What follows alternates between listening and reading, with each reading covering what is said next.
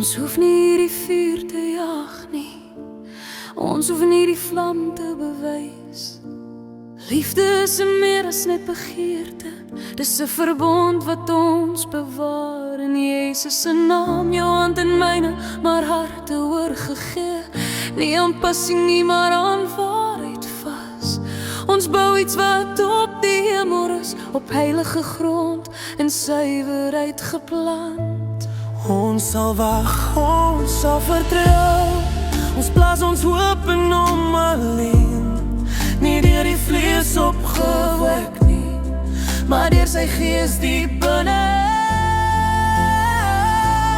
Laat ons die liefde aanwakker of wek, voor dit tyd is, voor dit behaag. Laat ons daar dit bou op vaste fondasie. Eers vriendskap, harte verenig, sodat wanneer ons voor ons God staan, en ek doen sê en verbonds lig, ons liefde Jesus se naam sal eer. Suiwer, geduldig, helder en lig. Die huwelik is heilige, gewyde belofte en in intimiteit, 'n kosbare gawe, nie iets wat ons nou ligtelik neem nie, maar bewaar vir die dag wat hy dit seën. Die sluier bly toe die belofte bewaar, tot die hemel sê dis reg. Wat ons saai en eer en selfbeheersing, sal eendag oorvloedig vrugte dra.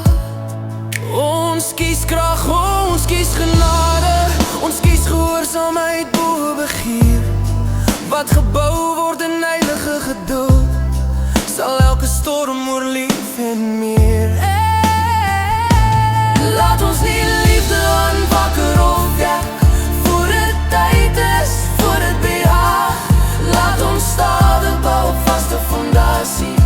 Eers vriendskap, harte verenig, sodat wanneer ons voor ons God staan, en ek doen sê en verbonds lig, ons liefde Jesus se naam sal eer.